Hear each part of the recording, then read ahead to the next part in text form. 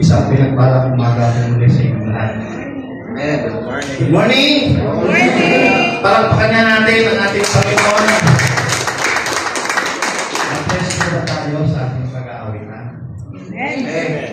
May napakasarap po sa pakiramdam na tayo po ay nakapagbibigay po ng parangal sa ating Panginoon. Ano po?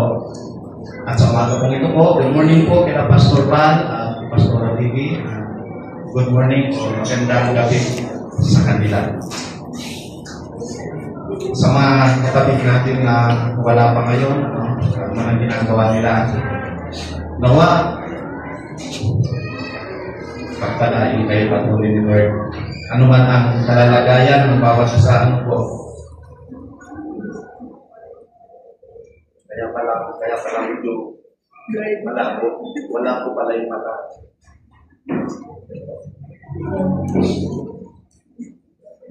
Sa nakaraang buwan po, ang ating mga topic ay genuine, genuine Christian. Kapag sinabi pong genuine Christian, alam po natin, dapat, ano po yung genuine Christian? Tunay. Noong una, nung pag-meeting namin, nung binabat ng pastor yun, parang napakasakit ang napanitahan na ito. Parang hindi pa rin kami tunay, Pero dahil po sa mga mensahe, unti-unti po natin na natututunan kung ano po ba dapat ang maging buhay ng isang Kristiyano po. At ngayon po umaga, unang linggo po, ng unang buwan ng August o Agosto. Ang ating pong topic, ayan po, in our worship, sa ating pong pagsamba. Sa pagsamba po ang pinag-usapan, paano ba tayo sumasamba sa Diyos? Paano ba natin siya sinasamba? Sa anong paraan? Kung may tanong din po na tunay pa tayong sumasamba sa Diyos. Alam niyo po, marami pong simbahan. Minsan po, yung iba napakaraming miyembro. Pero tulad po ng nakagisnan na tradisyon at kultura natin noon, wala pa rin po pinagkaiba. So ang hinahanap ngayon ng Diyos, ng ating Panginoon, sa umagang ito, yan po ang ating title, pakilagay kapatid, pagsamba na hinahanap ng Diyos. Kapag yan po, ang hinanap sa atin ng Diyos, magtatanong tayo sa ating isip, ano po? Napaparangalan ko ba? Napapapurihan ko ba? Nadadakila ko ba ang ating Diyos? Ang ating pong text sa umagang yan, ayan po, John chapter 4 verse 23 hanggang 24, ano po ang sabi dyan? Subalit, dumarating na ang panahon at ngayon na nga, na ang mga tunay na sumasamba sa Ama ay sasamba sa Kanya sa Espiritu at sa katotohanan, sapagkat ganyan ang uri ng pagsambang pinagulugan ng Ama. Ang Diyos ay Espiritu, kaya dapat siyang sambahin sa Espiritu at sa katotohanan. Sandali po tayong manalangin. Dakilang Diyos, aming Ama, sa umagang ito, Panginoon, turuan mo kami kung paano, Panginoon, na matutunan namin ang tunay na pagsamba sa iyo. Masamba ka namin sa Espiritu. Tulungan mo kami na maunawaan ng lubusan, Panginoon, bilang isang anak mo, bilang isang mananampalataya, kung paano kami dapat tumugon sa iyo. Salamat, nawa sa umagang ito, ikaw ang maging sentro, ikaw ang magbigay ng karunungan, ng kaunawaan sa amin, at nawa ikaw ang mataas sa aming kalagitnaan. At ito po ang aming dalangin sa pangalan ni Jesus. Amen. Pag sinabi pong pagsamba, kung hinahanap na pagsamba ng Diyos, marami po ang sumasamba sa Diyos. Tama? Marami pong sumasamba. Lahat po ng mga pumupunta sa church, ang sasabihin po nila, sumamba ako o nagsimba ako. Ngunit hindi lahat ay tunay na pagsamba. Sa panahon natin ngayon, napakahalaga na muling balikan at unawain kung ano nga ba ang ibig sabihin ng tunay na pagsamba. Nakalagay po sa ating monitor, hindi lang ang pagsamba, hindi lang sa pagkanta o pagpunta sa simbahan. Ito ay buhay na nakatuon sa Diyos. Kapatid, kung ang pagpunta natin sa simbahan ay para lang ay ipakita na tayo ay nagsisimba, kapatid, tinitingnan ng Diyos ang ating heart, ang ating puso, at ano ba talaga ang motibo natin sa pagpunta sa church. Kailangan bukal, kailangan ayon sa kalooban niya. May mga nagsisimba, mga kapatid, na masaya lang silang nagsisimba. Pero minsan ang laman ng puso, malayo. Mga kapatid, kapag tayo pupunta sa simbahan, kalimutan natin ang lahat ng bagay sa buhay natin. Magkaroon tayo ng takot at pakahangarin natin na maranasan natin ang presensya ng Diyos sa buhay natin. Sa ating topic ngayon, may mga puntos na makikita tayo dyan. Una, ang sabi dyan, ang pagsamba ay pagtugon sa Diyos.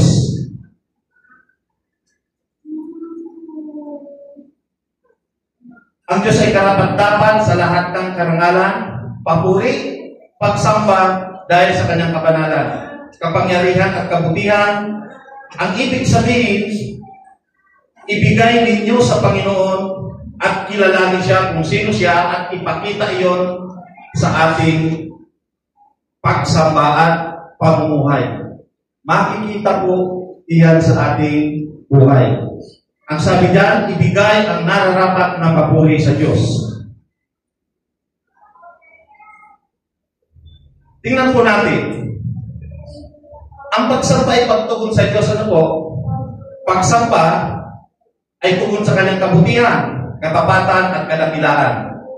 Ayon po sa Awit, chapter 29, verse 2, ibigay sa Panginoon ang kaluwalhati ang nararapat sa kanyang pangalan. Sumamba kayo sa Panginoon sa kagandahan ng kabanalan.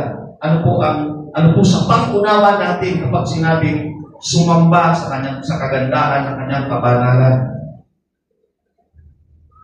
Ang talata po iyan ay isa pong panawagan para po sa lahat ng tao. Ang sabi dyan, ulitin po yung binanggit kanina, ibigay ang nararapat na papuri sa Diyos. Ang Diyos ay karapat-dapat sa lahat ng karangalan, papuri, pagsamba sa kanyang kabanalan, kapangyarihan, kabutihan. Ang ibig sabihin ng ibigay ninyo sa Panginoon ay kilalanin siya, kung sino siya, at ipakita iyon sa ating pagsamba at pamumuhay. Kailangan pong ipakita natin. Mga kapatid, may mga pagbuko sa sermon na yan na masakit po sa atin. Kahit ako po, nung ginagawa ko yan, halos hindi rin ako makapaniwala sa sarili ko, Lord, ako ba yan? Kasi ang totoo po, minsan may mga bagay tayo hindi natin nagagawa na susunod.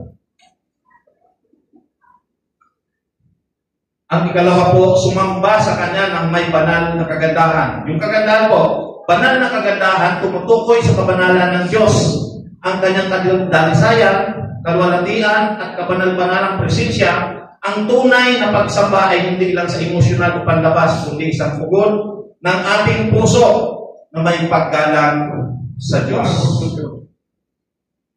Pag sinabi pong may paggalang sa Diyos, una po, tingnan po natin ang ating mga sarili. Ayos ba yung ating pananamit?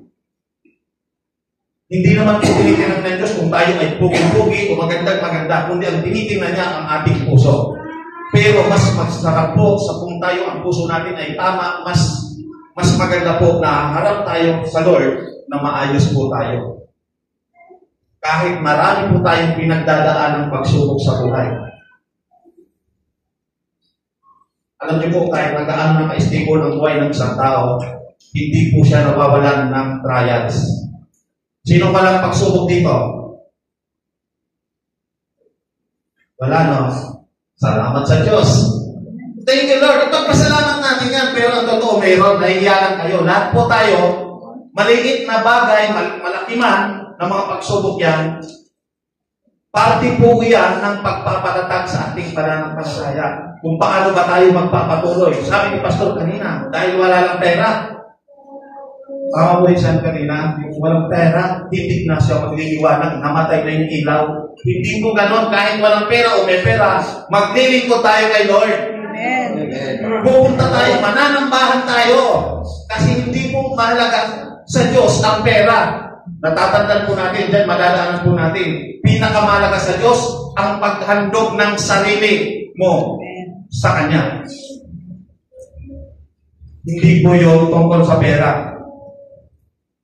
Sabi po dyan, kailangan, kung ang sabi dyan, hindi lang sa emosyonal na panlabas, kundi sa isang tugon ng puso na may paggalang at takot, pagkatakot sa Diyos. Sa madaling salita po, ang awit 29:2 ay nagtuturo sa atin na ang tunay na pagsamba ay pag-aalay ng papuri sa Diyos na may buong puso at may paggalang sa kanyang kabanalan. Hindi basta-basta lamang ang pagsamba. Ito ay dapat na may tamang puso, pananampalataya at pagdakilas sa Kanya. Kung tatandaan niyo po, sabi po sa Ten Commandments, huwag lang basta-basta babanggitin ang pangalan ng Diyos sa walang kabuluhan. Kaya dapat ang ating pagsamba, ang pagtawag natin sa Diyos, maging ang pagdamit sa Kanyang pangalan ay nararapat. Minsan, ako po noon, sa sobrang init ko, kahit anong uri ng tao, sinishare ko, pero naalala ko pala, huwag basta itatapon yung salita doon yung pinto. Pero mahalaga silang shira. Pero minsan, kailangan gawin din natin ang wisdom na ibinigay ni Lord. May tamang pagkakataon at timing. At nawa, patuloy tayong magamit. Ano po? Ang sabi pa dito, next, ang pagsamba ay tugon sa pagkilala na tayo ay nilikha at inaalagaan ng Diyos. Ayun po sabi po dyan sa mga awit, halik kayo, lumuhod tayo. Ito po yung verse kanina po ni Pastor.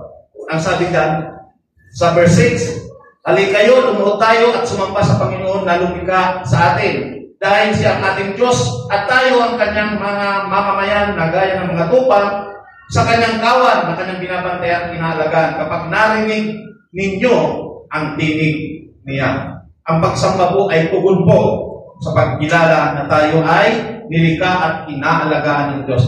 Pag yung salita po na nilikha po, pag-aari na tayo. At yung inaalagaan, mayroon pong protection po yan sa atin. Kapag inumuna natin si Lord, nagtitiwala tayo kay Lord, yung kanyang protection, pag-iingat. At hindi lamang po yun. Kaya lang, may lagi pong may kondisyon. Pagpasok, dapat papasok ka muna sa pintong yun. Ano po pagpasok sa pintong niya, ano po ang mababasa niyo doon? Sabi po doon, seek ye first the kingdom of God. Kailangan unahin. At ang lahat ng bagay, idadagdag. Kasama po yun, hindi na minention po anong manaan doon. Pero nakapaloob doon ang lahat ng bagay, sabi.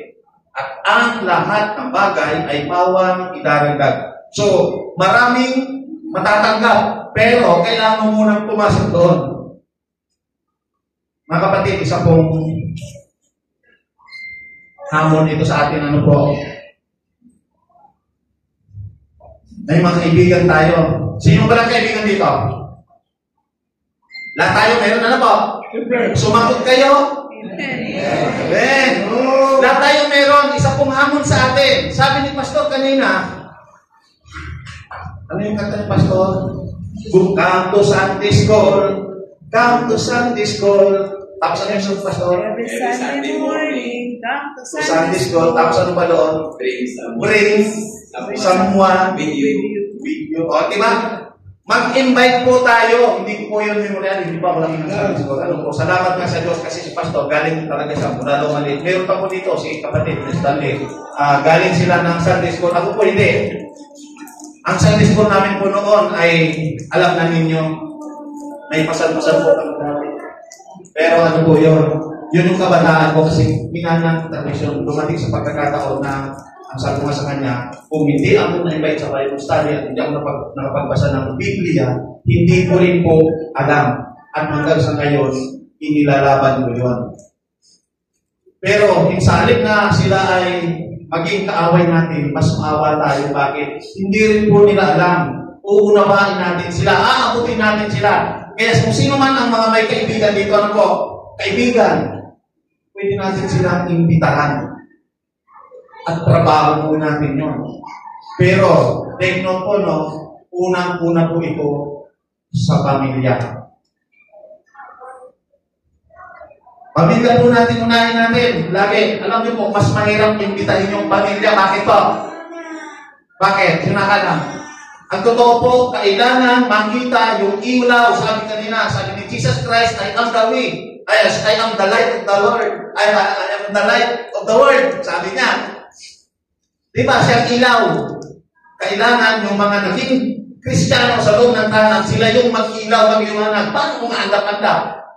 Wala pa si Fabian. Wala pa si Fabian. Namatay na yung ilaw. Sige mong pa lang yung dumaan. Ang totoo, marami pong bagyong nakalimutan po mga pangalan nila. So marami pong, ibig sabihin po nun, marami pong pagsubok na pagdadaanan ng isang Kristiyano. Kailangan, pangawakan natin ang ilaw. At ang sabi ko, kapag lumakad sa ilaw, ay hindi na madidiliman. O, di ba, memoryado niyo po yung awit, chapter 23. Kapag na kay Kristo ka, sagana. Ikalawa po, sabi dyan, pagsamba sa Espiritu. Ang sabi dyan, paano natin sinasamba ang ating Diyos? Ang pagsamba ay hindi. Ang pagsamba ay dapat magmula sa ating puso, hindi lang para sa panlabas na kilos. Hindi po basta-basta yung nakikita, kaya kung sasabihin niyo po, yung pagsamba na lagi tayong lagi nasisimbahan, ang tao maaari pong hindi makita o maloko, pero ang Diyos ay hindi po niya tayo hindi tayo lihim sa Kanya. Wala tayong maitatago. Lahat makikita niya. Kaya kailangan makita ang sa buhay natin ang pagsamba. Hindi lang sa palabas, maging sa mga kilos natin. Kailangan ito'y mula sa personal na ugnayan natin sa Diyos. Sa pamamagitan ng banal na Espiritu. Ito na po yun. Ang Roma chapter 12 verse 1, kailangan may maayos na tayong ugnayan. Bakit kailangan magkaroon ng maayos na ugnayan? Kasi sinuko na natin ang ating buhay. Amen? Isinuko na natin. Kasi ang sabi nga sa Roma chapter 12, kaya nga mga kapatid, alang-alang sa masaganang habag ng Diyos atin, ako'y nakikiusap na ialay ninyo ang inyong sarili bilang isang handog na buhay, banal at kalugod-lugod sa Diyos. Ito ang karapat-dapat na pagsamba ninyo sa Diyos. Kung mapapansin niyo po, yung alang-alang sa masaganang habag ng Diyos.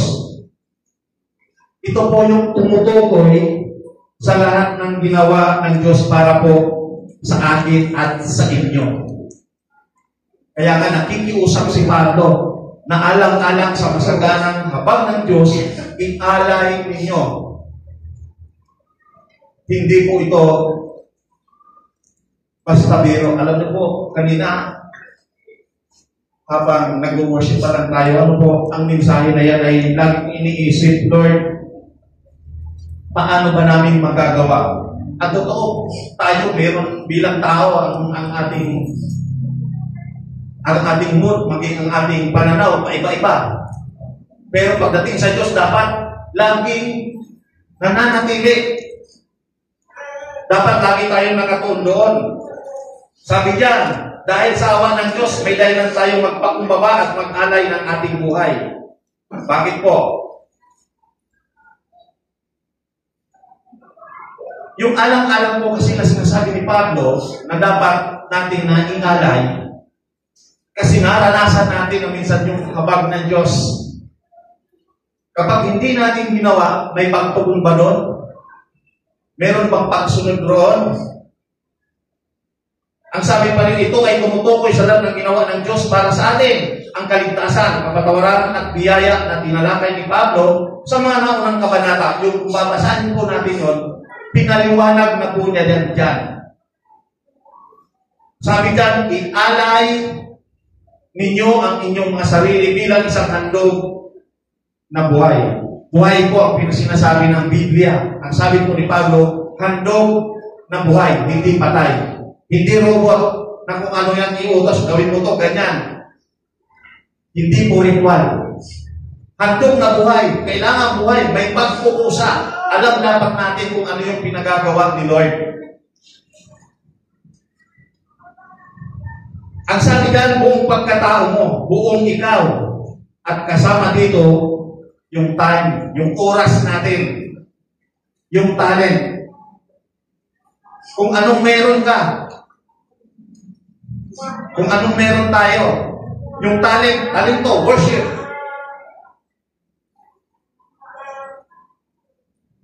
Kasama po dyan. Sa paghandog mo ng buhay, pati ari-arian mo kasama dyan. Sa mga unang Kristiyano po, sa aklat ng mga gawa, yung mga unang Kristiyano doon, lahat ng kanilang mga ari-arian ay ibinibigta para ipamahagi. Pero hindi ko po siya sabi sa inyo, gawin nyo yan. Pero kapag pinag-usapan ang paghahandog o pag-aalay ng buhay natin sa paglilingkod, kasama po lagi ang financial na bagay. Bakit po?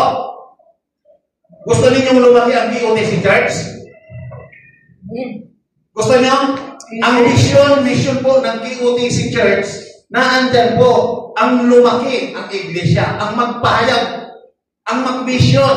Kaya lang po, hindi po yan makakagalaw kung walang suporta rin natin. At sa pag-aalay natin ng buhay, kasama po iyon. Kailangan natin maghandog ng buhay natin, mag-alay, magsakripisyo. Kasama po iyon. Medyo masakit po, no? Kasi kasama pala yun. Pero mga kapatid, kailangan tingnan natin na kung tayo ba ay sumasamba lang, naniniwala sa Diyos, pero may mga limitasyon lamang po sa buhay natin, sa parte ng buhay natin, ang kaya natin ibigay sa Diyos. Ang paglilingkod po sa Diyos, ang pagsamba sa Kanya, lahat po ng meron tayo. Bakit? Ang ating pong buhay ay mula sa Diyos. Dapat malinaw po sa atin. Ang mga mananampalataya ay inaanyayahang ialay hindi lamang ang panlabas na gawain, kundi ang buong pagkatao nila sa Diyos. Ang handog dito ay hindi patay gaya ng sa lumang tipan, kundi buhay. Isang aktibong pagsunod araw-araw. Araw-araw po tayo. Kung may pagkakataon, may pribileyo, may isa po yan na karangalan na tayo ay makapaglingkod kay Lord. Araw-araw. Ang sabi dyan, banal at kalugod-lugod sa Diyos. Ang ating buhay ay dapat nahiwalay sa kasalanan. Banal. Kaaya-aya sa harap ng Diyos. Hindi po pwedeng banal tayo ngayon. Mamaya hindi na naman. O kaya bukas hindi naman. Araw-araw po. Kailangan everyday pinapakita ang ating pagsamba sa Diyos. Ano po?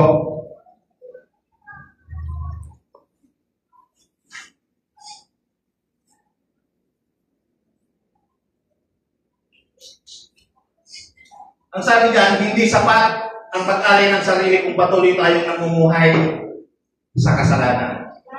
Ano po ang ibig sabihin?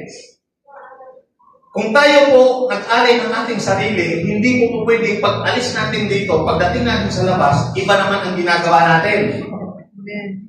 Kailangan, kung ano ang nakikita, kaya sabi ng topic niya kanina ni Pastor, sabi ni Jesus Christ, I am the light of the world. Kailangan, ang taong nag-alay, lumalakad sa presensya ng Panginoon. Ang ibig sabihin nun, araw-araw, ang liwanag yun, makikita sa atin, hindi po aandap-andap. Kahit po, nagkabagyo na po tayo, nakaranas po kayo ng brownout. Hindi ano po, salamat sa Diyos. Kasi, may mga lugar po na hindi pa nagbabagyo, brownout na. Patay na yung ilaw. So tayo, hindi tayo nakaranas. Ang isang Kristiyano, kahit dumaan sa maraming bagyo, ang ilaw niya dapat hindi siya namamatay. Bakit? Uling talo ang kuryente natin kay Lord. Amen. Tayo ang magpapalakas sa mga kapatid natin. Hindi lahat pare-parehas po ng maturity. Hindi po lahat panday-panday ang kakayanan. Iba-iba. Hindi lahat na-bless ni Lord ng material na bagay. Hindi lahat na-bless ni Lord ng gift o ng regalo ng katalinuhan upang mangaral. Iba-iba po. Kaya po tayo nandito lahat para po nagpapalakasan. Ang sabi nga ni Pastor, nandito tayo lahat upang muling masinggan ang ating ilaw. Muling tayong pag-apuyin, magliwanag. Kailangan nating mag-init sa Panginoon. Ano ang ibig sabihin nun? Kailangan nating magpahayag, mag-invite. Kailangan nating dumami. Hindi lang tayo. Next, ang sabi dyan, ito ang karapat-dapat na pagsamba ninyo sa Diyos. Ang tunay na pagsamba ay hindi lang pag-aawit o pagsimba, kundi pag-aalay ng buong buhay sa Diyos. Ang salitang karapat-dapat sa ibang salin is spiritual worship or relation service.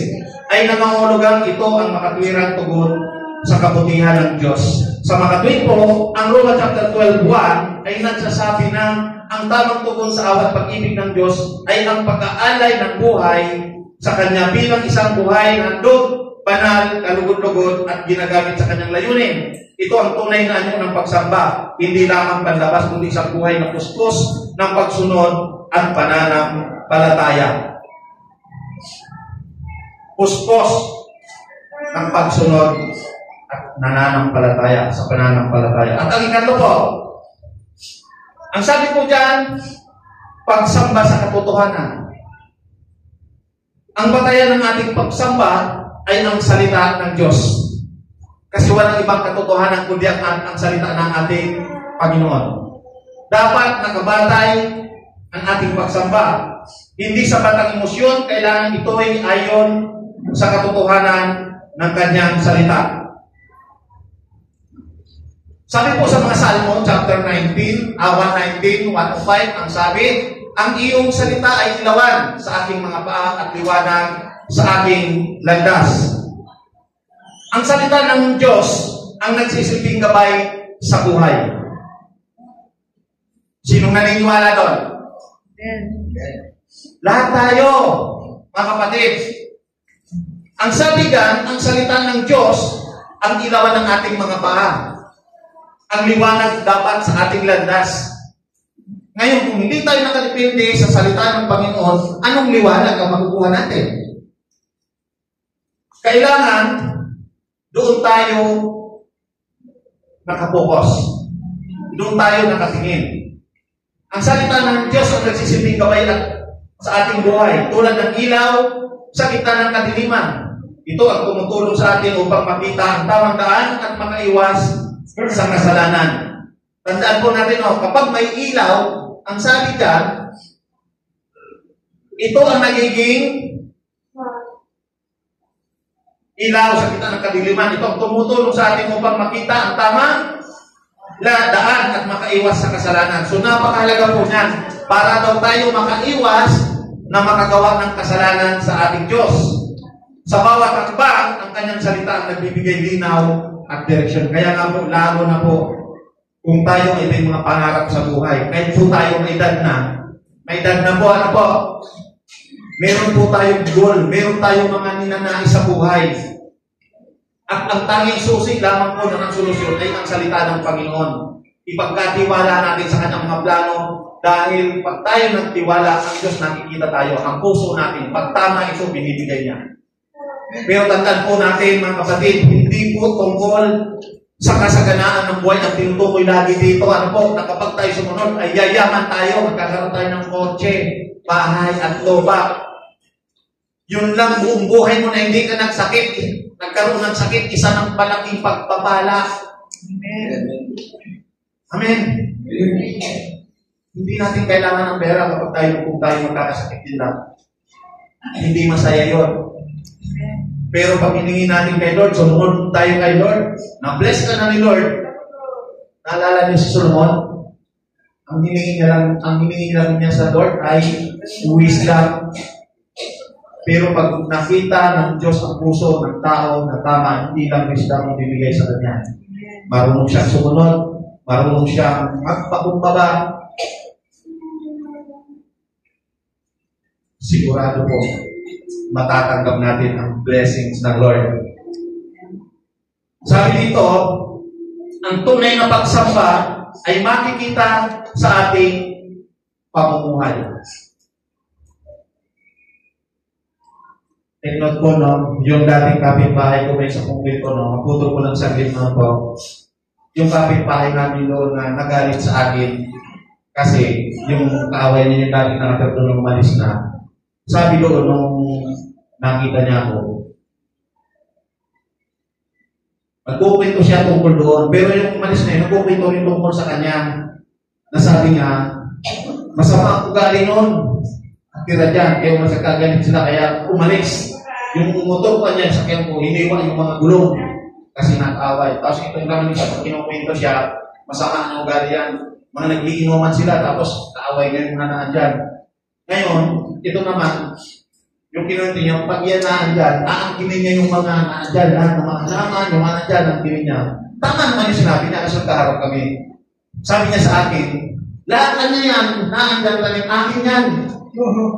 Sabi niya, tama yung sinabi ng isa. Sabi ko, bro, halika ko usap tayo. Sabi ko nung malis dyan sa kanya daw lahat dyan Nagalit sa akin, pumasok, hindi na lumabas. Sabi ko, ano nung sinabi sa akin, masakit na salita. Hindi na kami nagkausap mula noon. Akala niya ako nagalit sa kanya. Kasi ang gusto niya, tanggalin yung mga bakod. Yung mga nasa likod, alisin daw yung mga karanggon. Hindi naman ako naglagay noon, kundi yung mga dating nakatira. Sabi ko, huwag nang alisin. Ayaw kong ipalis kasi protection din pag walang tao. May bakod. Kahapon, naandun. Sabi niya, pastor ka pala. Ito sa ating doon, sabi ko, oo, sabi ko, bakit? Sorry, sabi niya. Nag-sorry po siya. Siguro naalala niya yung kanyang pagkakamali. Kasi yung lugar na hindi naman yung sa amin, hindi rin namin pwede mo, pero kailangan natin yung mga protection doon. At saka sabi ko sa kanya, habang buhay tayo pagkakapit-bahay dito, kahit yung mga nasa labasan namin, kahit na masasama ang ginagawa nila, yung mali ang ginagawa nila, hindi ko sila pinapagalitan, minsan kinakausap ko lang. Kasi yung daanan, yung mga nakatinga doon sa amin, alam nila, yung daanan na yun, may mga nakalagay doon na kung ano-ano. So yung e-bike namin, hindi mo mapasok. Pero sabi ko nga, kung tutusin kung ako aawarin ng Manila, dadaanin natin sa legal. Pero takot sila pagdating sa pupunta ng barangay. Kasi mapapagalitan din sila. Ang sabi ko sa kanila, kayo, sarili ng lupa, sarili namin lupa. At habang buhay tayo magkikita, kung magkagalit.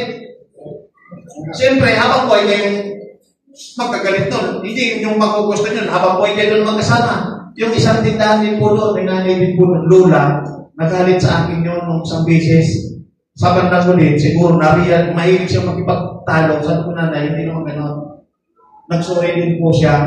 Sabi ko nanay, hindi po, okay na po yun. Ang mahalaga sabi ko, maging maayos yung magkakapit-bahay. So, ibig kong sabihin, nais natin ipakita sa ating topic, sa ating buhay, hindi nawawala yun. May mga kapitbahay na gano'n. Pero dahil tayo ay mga anak ng Diyos na dapat nakikita sa atin ang liwanag ni Kristo, magiging isa po itong application. Makikita yun sa ating pamumuhay kung paano tayo mag-handle ng ganito. Ang totoo po, yung bahay natin, may mga kapitbahay tayo, may mga alagang mga aso, May mga alagang aso. Tapos yung aso na doon lagi pinapatay. Tapos ikaw pagkita ko, magsasawa ka! Sino meron gano'n? May tendency, awayin mo yun. Pero may mga paraan para po maging maayos ang lahat. Kasi hindi naman po lahat ng tao, kahit na sinong tao, mayroon po yan puso. Kakausapin lang natin ng maayos. O kung galit siya ngayon, hayaan muna natin. Pag na-realize na, bandang huli, magkakaayos din kayo sa natin. Pero, lagi natin pag-pray kay Lord. Kasi minsan, may kainaan din tayo bilang mga tao. Meron din tayong mood, kahit tayo anak ng Diyos, kahit tayo Kristiyano na, may time din na iba ang mood natin. Sino hindi? Mga babae, hindi raw, kaya pala. Kaya pala pagdating sa bahay sa mga asawa niyo, lagi kayong nakasing kanino. Hindi na. Hindi, pero part po yan sa mag-asawa, sa pamilya, part po yan na pagiging mag-asawa. Okay magtalo, pero huwag mag-away. Pwede ba yun? Pwede ba yun? Hindi. Pwede po magtalo, nagdi-discussion po.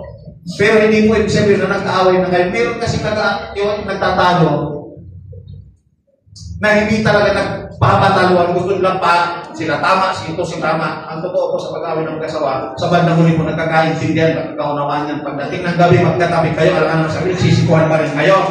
Siyempre, hindi magugustuhan ng ating Diyos. Kasi ang unang ministeryo po ng ating Panginoon ay pamilya. Bakit po? Nang nilikha po ng Diyos ang mundo, lalaki at babae, ano yun, pamilya. Nang dumating ang Kristo, saan siya nanggaling? Sa isang pamilya. Kay Jose at Maria. So, party po iyon. Tuloy po natin. Ang sabi dito, ang tunay na pagsamba ay makikita sa ating pamumuhay, sa pagiging makatarungan, sa tapat na pagmamahal sa kapwa.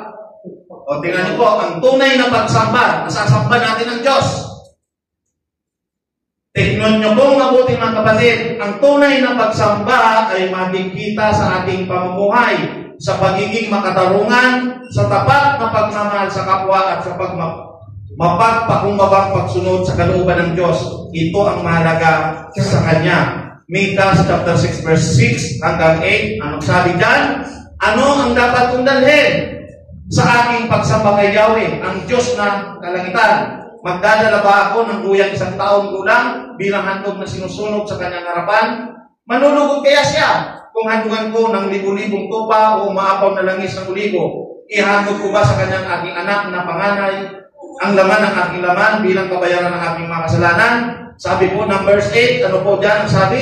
Itinuro na niya sa iyo kung ano ang mabuti. Ito ang nais ni Yahweh.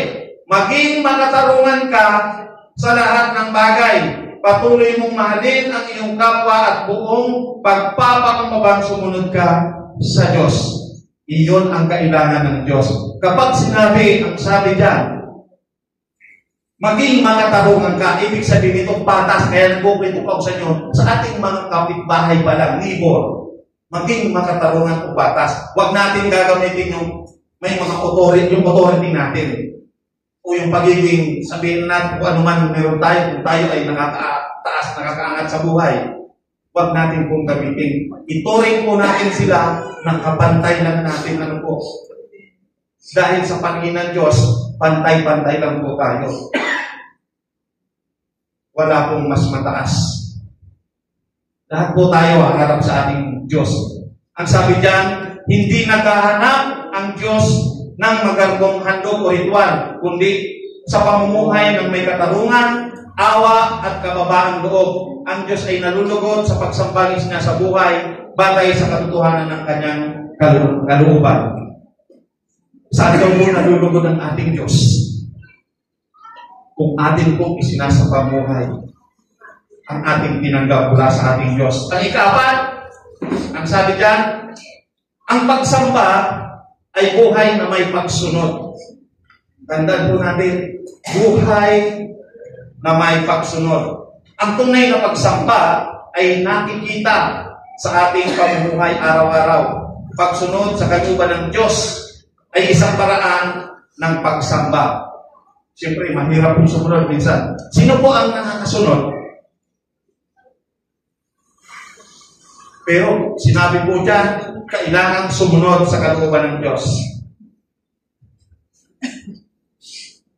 Ang sabi po sa Santiago chapter 1, verse 22, huwag lang kayong maging tagapakinig ng salita ng Diyos, kundi sundin ninyo ang sinasabi nito. Kailangan po merong life application. Kung ano po yung napakinggan natin sa salita ng Diyos, salita ng Panginoon na mababasa natin sa Biblia, ang sabi po ni Santiago, ipamuhay natin ito. Gawin natin.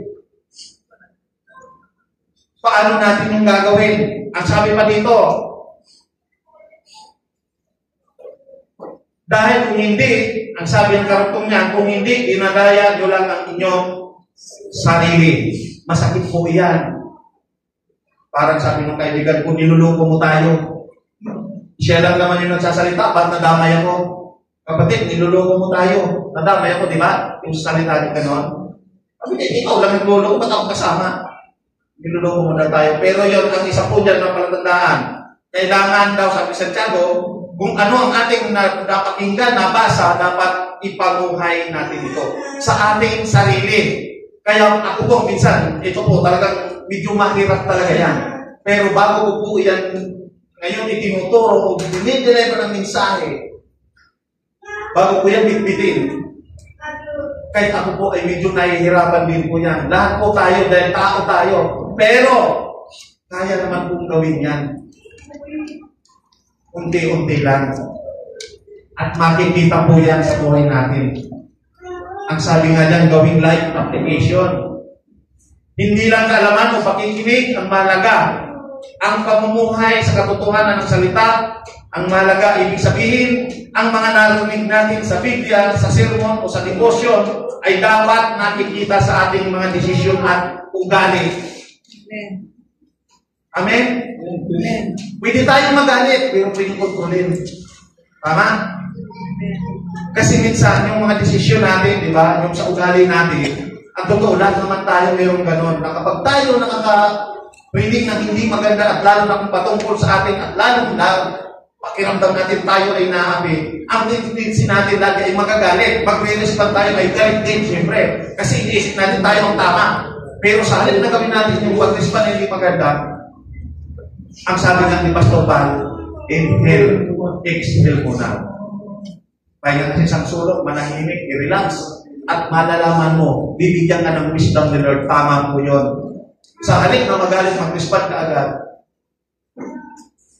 Minsan doon tayo nagkakamali. Ano po? Amen.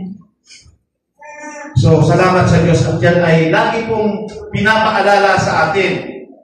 At sabi, hindi lang kaalaman o pakikinig ang mahalaga, ang pamumuhay sa katotohanan ng salita ang mahalaga. Ibig sabihin, ang mga narinig natin sa Biblia, sa sermon o sa devotion, ay dapat makita sa ating mga desisyon, ugali at pamumuhay araw-araw. Ito ay life application. Kailangan natin itong ipamuhay sa araw-araw. Hindi lamang po ngayon, o hindi bukas. Dapat po araw-araw. Dapat makita ito sa atin. O ipamuhay ang bawat napakinggan na aral mula sa salita ng Panginoon. Kaya ba natin ito, mga kapatid? Amen. Sige ha. May assignment. Si Pastor lang. Siya tatanong niya sa sunod. Conclusion po. Ang sabi po dyan sa ating conclusion, dyan po tayo magtatapos, ang tunay na pagsamba ay hindi lamang tuwing linggo. Tandaan po natin po, hindi lamang tuwing linggo pagpunta rito. Ang sabi, ito ay araw-araw na pamumuhay na nagbibigay papuri sa Diyos. Dapat araw-araw po napaparangalan natin, napapapurihan natin ang Diyos sa buhay natin. Iyon yung pagsamba. Ang sabi pa dyan, araw-araw na pamumuhay nagbibigay papuri sa Diyos, sambahin natin siya sa espiritu at katotohanan. May puso, may katapatan at ayon sa kanyang salita. May katotohanan. At dapat araw-araw. Hindi lamang dito. Kailangan maging sa labas, ano tayo dito, ganun din tayo sa labas. Dapat mas higit pa para makita ng mga nasa labas kung ano ang liwanag at kung ano yung bitbit natin at kung sino yung ipinapakilala natin, mga kapatid, sa piling ng Panginoon. Mas higit na kasagana. Hindi sa material, kundi ang kapayapaan, kalisayahan, kaligayahan sa puso ng tao. Higit pa rito, kapag nakita ang karapat-dapat tayo, tatanggapin natin ang higit na pagpapala ng ating Panginoon. Tayo po tayong lahat, at yan po tayo magtatapos.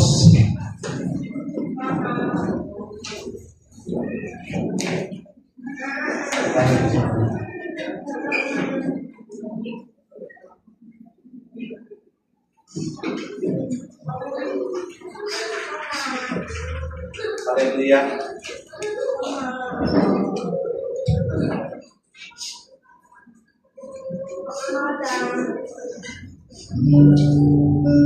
Sige po, awin po tayo sa awin.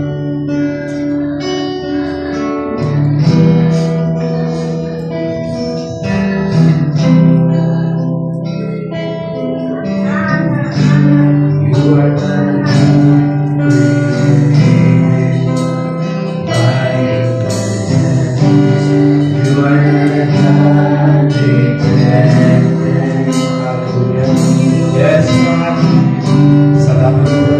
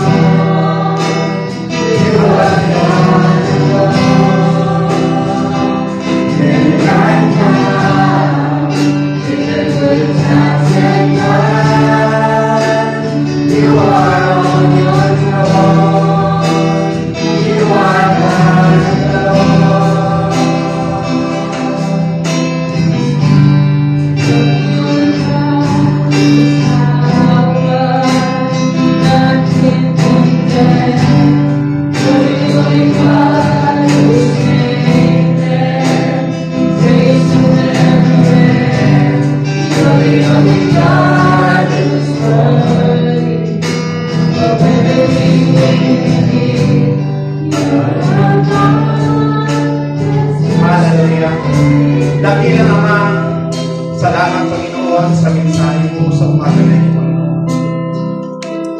Ang bawat isa sa amin, pati mo, Panginoon, na may mga kailangan. Amin pong dalangin sa umaga na ito, Diyos, ang bawat pagkukulang namin na mga Panginoon, patuloy mong punuan, Panginoon, ipaalala mo sa amin na kami, Panginoon, dapat nakadepende sa iyo, Panginoon. Patuloy mo kaming turuan, Panginoon, kung paano ang tamang pagsamba ay hindi lamang, Panginoon, na makikita sa loob ng simbahan, kundi kung paano namin, Panginoon, ito ipapakuhan sa aming pamilya, Panginoon, sa loob ng aming tahanan, at sa labas, Panginoon, maging sa aming mga kapitbahay, Panginoon. Kung paano kami lalakad, Panginoon, nabigbig ang iyong liwanag. Tulungan mo kami, Ama, na ikaw ang patuloy na makilala, makita at mataas sa bawat buhay, Panginoon. Tulungan mo kami na patuloy mo kami magamit, Panginoon, sa iyong pagdasal. Ang bawat isang, Panginoon, sa amin, maraming kailangan sa aspeto, Panginoon, ng buhay, sa aming physical, Panginoon, mga pangangailangan, material, at sa lahat ng aming mga alalahanin sa buhay. Aming Diyos, dalangin namin na sa mga oras na ito, Panginoon, tulungan mo kami at nawa, Panginoon, ang lahat ng ito ay maging pagpapala sa amin. Makita namin ang positibong bagay sa mga pinagdaanan namin. Aming Diyos, hindi namin kaya kung sa aming buhay lamang at sa sarili namin. Kaya naman, patuloy mo kaming samahan sa takbo at daan namin sa buhay. Higit lalo, Panginoon, kung paano namin ipapahayag at kung paano namin i-share ang iyong salita. Salamat po, Diyos, sa umagang ito, nawa ikaw ang aming nataas, ikaw ang parangalan, Panginoon, ng bawat buhay. Salamat. Patuloy ka namin tinataas, tinatagila, at ito ang sama-sama namin manalangin sa pangalan ni Jesus. Ang lahat ng sabi